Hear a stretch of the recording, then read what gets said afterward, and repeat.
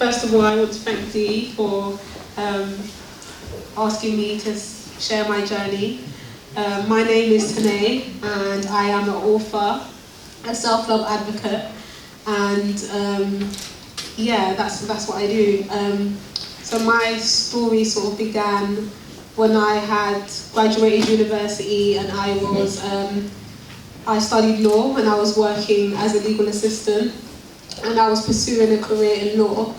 But in practice, I totally hated my job, and I wasn't quite sure what to do about that feeling. And I spoke to my parents about it, and they kind of dismissed it because they really wanted me to be the lawyer in the family. And so I found it really difficult to deal with that. And also I was going through heartbreak as well, and I think for me that was the first sort of really hard adversity that I had felt, that I had experienced in life, and I found it really difficult to go through that as well. So I felt really low in my life, in my career, and I felt like everything was just falling apart. So I turned to writing. I started writing to just get everything that was in my head bottled up out. I didn't know how to do that because I grew up quite a shy person, not really expressing myself. So I did that through writing. And then I decided to share my words on social media. I just wanted to see whether anybody could understand me. I felt really misunderstood, and I was quite embarrassed about my situation as well and how I felt. So I didn't want to go to people that I knew, so I kind of just shared it with strangers. And during that journey, I realised that a lot of people were able to relate to my pain that I was feeling through heartbreak and not knowing what I was doing with my life and that sort of stuff. And so when I did that, I realised that I had something here. And as I was writing and getting everything off my head, I was also writing to advise myself. So I was speaking to myself as if I was speaking to a friend who was going through what I was going through and coming to me for advice. And so I wrote those pieces to empower myself, and I shared them online as well. And I realised that a lot of people felt really uplifted by those pieces. And so I kept sharing them, and at the time I didn't know that I was building a community or that what I was doing at all. I didn't grow up in an entrepreneurial home. I had no sort of entrepreneurial skills. I was just sharing what I was going through. And then I came across another writer who had written a book, and she had grown a whole community online. And I realised that this was something that I loved to do. The messages that I was receiving was the biggest reward I had ever felt in my life, above my law degree, above anything I had ever achieved. Just knowing that I was helping somebody feel heard, feel understood, find comfort in my words, kept me going, and I realised that this was something that I really loved doing. So after seeing that lady who was also a writer and turned her words into a book, that inspired me to do the same. So that's what I did. I turned all the pieces that I had written and shared into this book here, which is called Walk with Wings. And after I did that, after I published the book, I was reaching out to publishers because I wanted to try the traditional publishing route.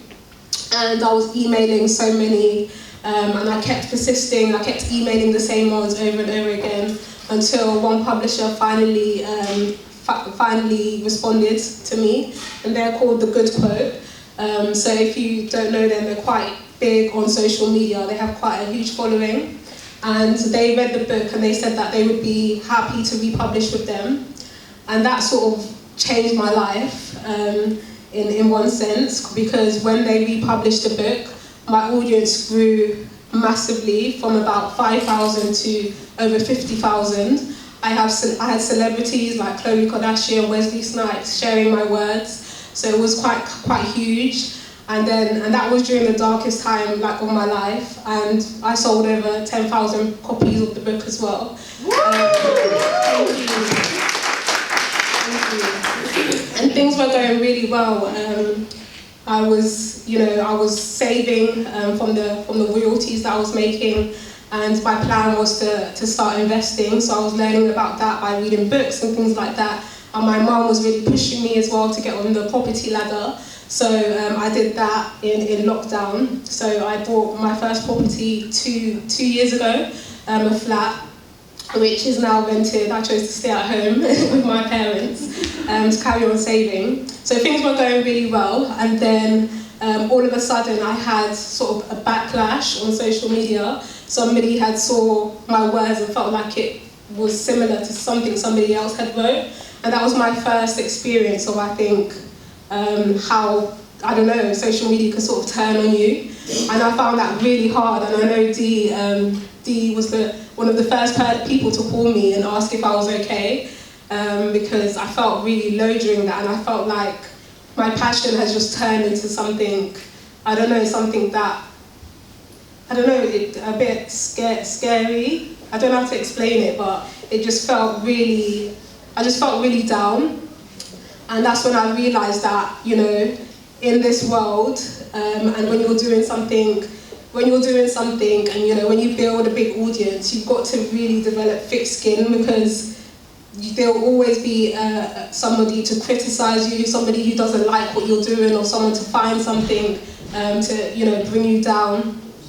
And that's what I learned through that journey.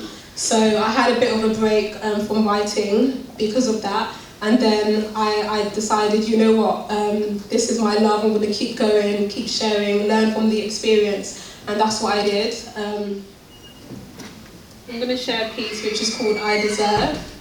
And I wrote this during a time when I was feeling pain from heartbreak.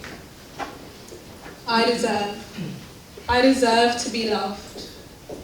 I deserve to be happy. I deserve to be appreciated and treated with respect. I am tired of fighting my depression over you.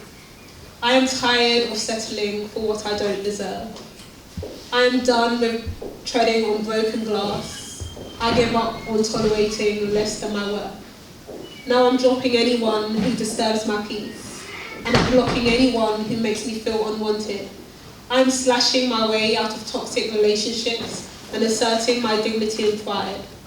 For I am saving all my love for someone who proves that they're loyal and down to ride.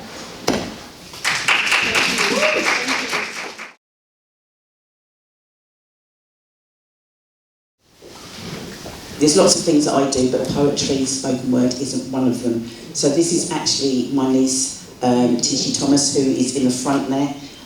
Please give it... No, not that weak little feeble thing you guys got going on. You know I'm on your mic now. Come on. This is Tishy Thomas, and as Cecile said, 4 books she has contributed to. 4 books. And can anybody top that? Look at that. So absolutely awesome. Now I don't see why, this has been written for International Women's Day, I don't see why I should read this without having the young lady up the front. So please give it up as Remy wheels up Tishy.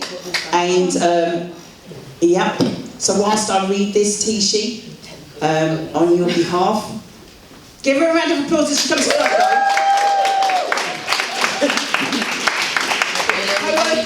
4 books, please. Okay, so. Should get you more in the camera. Yes, definitely. Yeah. Whoa, Am I sort of like? Are we in? Are we in? Are we in?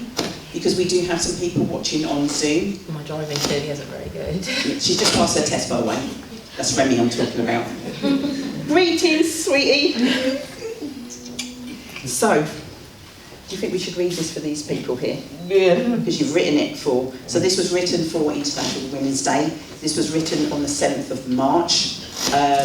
We were in lockdown, and the books we've written are outside. And all of a sudden, after we've written the chapter in the book, Tishy's like, I've written a poem. We're all like, oh, that's nice. I've written another one. And another one. I think she's up to about 44. Now, more than that, guys. So we are looking at, is that not a book? Do you reckon that's a book? Yeah. I think, do you reckon that's a book? Okay, she said, okay. So let me just read this for you. So, International Women's Day. We celebrate women who have made a difference in the world and our life on International Women's Day. And we should celebrate women every day, not just on International Women's Day. International Women's Day is one day. Women are mothers, daughters, friends and bosses, changing the world every day. International Women's Day is a day where we say thank you to the women who have made International Women's Day possible. International Women's Day is an appreciation day for all women. International Women's Day isn't just about celebrating the women who have made a difference in the world and in our life. International Women's Day is about sharing our life stories and making a difference, empowering others and the next generation. International Women's Day is every year, but love and appreciate women every day. Oh my goodness. Come on guys, that's awesome. Do you have plans for more? Yeah. If I'm honest with you, we have a weekly, well it was a weekly Zoom, it's now a monthly Zoom, and I'm being honest with you, some of the poems this month, you need to ignore this, block your ears. Some of the poems, I couldn't even read them. I had to get somebody, yeah.